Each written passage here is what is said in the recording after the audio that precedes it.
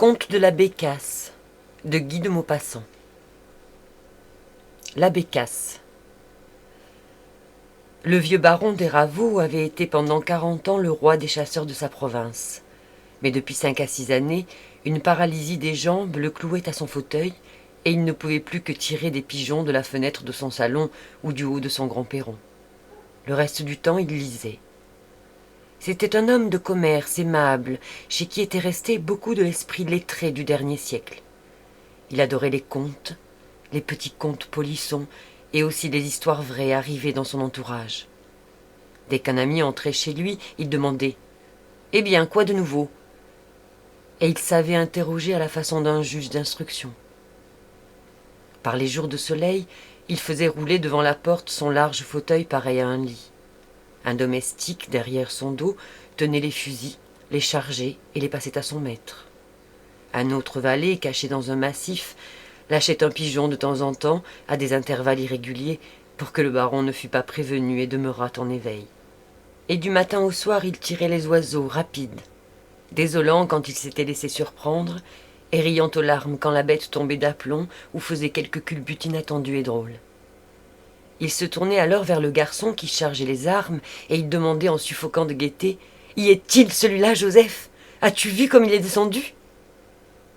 Et Joseph répondait invariablement « Oh, monsieur le baron ne les manque pas. » À l'automne, au moment des chasses, il invitait comme à l'ancien temps ses amis, et il aimait entendre au loin les détonations.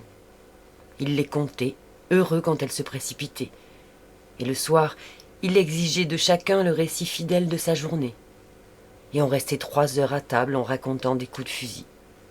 C'étaient d'étranges et invraisemblables aventures où se complaisait l'humeur hâbleuse des chasseurs. Quelques-unes avaient fait date et revenaient régulièrement. L'histoire d'un lapin que le petit vicomte de Bouril avait manqué dans son vestibule les faisait se tordre chaque année de la même façon. Toutes les 5 minutes, un nouvel orateur prononçait « J'entends « Pire, pire !» et une compagnie magnifique me paradit pas. J'ajuste « Pif, paf !» J'en vois tomber une pluie, une vraie pluie. Il y en avait 7. Et tous, étonnés mais réciproquement crédules, s'extasiaient. Mais il existait dans la maison une vieille coutume appelée le conte de la Bécasse. Au moment du passage de cette reine des gibiers, la même cérémonie recommençait à chaque dîner. Comme il adorait l'incomparable oiseau, on en mangeait tous les soirs un par convive, mais on avait soin de laisser dans un plat toutes les têtes. Alors le baron, officiant comme un évêque, se faisait apporter sur une assiette un peu de graisse, oignait avec soin les têtes précieuses et en les tenant par le bout de la mince aiguille qui leur sert de bec. Une chandelle allumée était posée près de lui, et tout le monde se taisait dans l'anxiété de l'attente. Puis il saisissait un des crânes ainsi préparés, le fixait sur une épingle, piquait l'épingle sur un bouchon, maintenait le tout en équilibre au moyen de petits bâtons croisés comme des balanciers, et plantait délicatement cet appareil sur un goulot de bouteille en manière de tourniquet. Tous les convives comptaient ensemble, d'une voix forte. 1, 2, 3 et le baron, d'un coup de doigt, faisait vivement pivoter le joujou.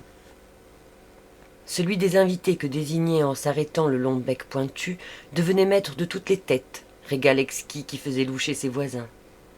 Il les prenait une à une et les faisait griller sur la chandelle. La graisse crépitait, la peau rissolée fumait, et l'élu du hasard croquait le crâne suiffé en le tenant par le nez et en poussant des exclamations de plaisir.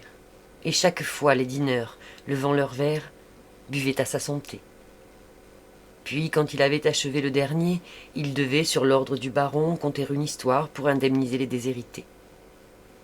Voici quelques-uns de ces récits.